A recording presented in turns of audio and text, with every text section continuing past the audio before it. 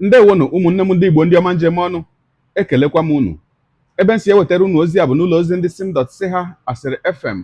Aka m abụkwa nwanne gị nwoke 042 Solex, onye akụkọ ụwa. Ihe onyonyo a ị na-ahụ n'iru ebe a bụ ozi nke anyị si na steeti Anambra wee nweta, bụ ebe a nọ wee hụ nwanne anyị nwoke nke obere a ị hụrụ ebe a nke na-efu efu. Ya bụ nwata nwoke onye anyị kọwara onwe ya dịka onye obodo Nkanụ n'ime steeti Enugu, mana ebe a nọ wee nweta ya bụ na Idemmiri n'ime steeti Anambra. Kedu ihe butere ya ebe ahụ? Ọ sị na o nwere ebe ya na nne ya so na-aga, na ha na-aga na nke otu nwanne ha nwaanyị onye nke bi na ya bụ steeti Anambra. O wee sị na o nwere ebe ha rutere chọọ ka ha banye ụgbọ keke, ya wee buru ụzọ wee banye ụgbọ keke, na ya amaghị na nne ya abatabeghị ya bụ keke.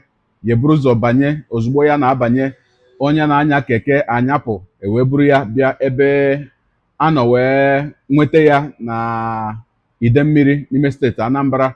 Ogologo kwa dị mmanụ kwa mgbede, ya mere ọ ga-aka maka iburu oche gị kpụdobe nso ma nọrọ ala ka anyị anya na ya bụ ihe onyonyo ma nụrụ n'olu ya bụ nwata nwoke dịka ọ kọwara ka ya na ya bụ ije si wee mee. Ya mere a sịla na Solex si kama lere onyonyo ya. Igbo bụ Igbo mma mmanụ, nwatakịrị nwoke a na-efu efu. Ebe a fụrụ ya kịta bụ na Anambra steeti, Idemmiri Akwa Ukwu ka ọ nọ kịta, na Friends Club Estate ka ọ nọ. Nna ka afa gị? David onye? Igwe David. Onye ebe ka ị bụ? Ka saịdị ọ n'Enugu? Nkanụ. Ka e buteziri gị ebe a?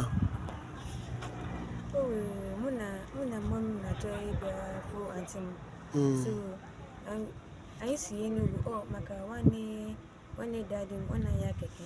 O buru anyị from side Enugu o wee ebe ọ kwụsịrị anyị, so anyị wee na-achọ keke anyị ga-eji bịa side ebe a. Nwa wee baa keke, mama m na mama m abanye ebe n'ime Keke wee buru gị. baa side ahụ. Okay. Ka afa mma gị, ka afa mpa gị? Afa mma m bụ Edith Igwe. Afa mpa gị kwanụ? Joseph Igwe. Ka afa ntị gị unu na-abịa na nke ya? Chisom Chisom onye? Nwachukwu. Chisom Nwachukwu. Isi na ịbụ onye Nkanụ, Yes. ịbụ onye Ụba. Yes. Okay. Biko ndị Nkanụ nọ na Anambra, ndị nọ n'Idemmiri, ndị nọ n'okirikiri ebe a, nwa Nkanụ Ogwueze adịghị ehu na mba, ka e nyere n'aka. Ebe ọ nọ kịta bụ na Akwa Ukwu steeti, the first steeti ị ga-abata na ịgafesie Ọba, iru ele welcome to Akwa Ukwu, ị ga-afụ the estate. Ebe a ka ọ nọ n'aka ndị sekuriti kịta. Biko nụ, ndị nọ nso eletrika na mgbuka, ọ ha ka nọrọ nso saịdị a, onye onwu. Biko nwanne anyị adịghị ya efu na mba, ka ha maa ka ọ ga-esi wee elu nne na nna ya aka. Ya gaziere onye ọbụla. Ọkụ ikirichala ya bụ ihe onyonyo. Na mbụ ana m asị ndị nwetara ya bụ nwata nwoke ma ndị ọrụ nchekwa ndị ọ nọ n'aka ha, ana m asị unu daalụ n'ọlụ. Wee na-ekpe sị ka Chineke nna dube ya bụ nwata wee ruo mgbe e nwetara ezinụlọ ya. Otu obere okwu m nwere ikwu na ya bụ ihe onyonyo nke anyị kiriri ugbu a bụ ihe gbasara ndị nne na nna. Ana m eche na ụdị ihe dị otu a kwesịrị ịbụ ihe ịdọ aka na ntị nye ndị nne na nna, bụ gị nwa bụ onye nne, gị nwa bụ onye nna, ebe ọbụla gị na ụmụaka gị so aga, o wee bụrụ na ọ bụ ihe unu kwesịrị ịba ụgbọala maọkwanụ ụgbọ keke, ihe ọbụla gbasara public transport system, o wee bụrụ na unu kwesịrị ịba ya. Ana m asị gị nwa bụ nne, gị nwa bụ nna, onye du nwata n'aka maọbụ nke ike eku n'aka maọbụ nke ka dị ntakịrị so gị n'azụ, ọ bụ ihe dị ezigbo mkpa na ị ga-agbado anya hụ na ebe ọbụla unu chọrọ ịba ihe ọbụla a na-aba aba na ụmụ gị ebughị gị ụzọ wee baa ụgbọala ma ọkwanụ wee baa ihe ọbụla a na-aba aba.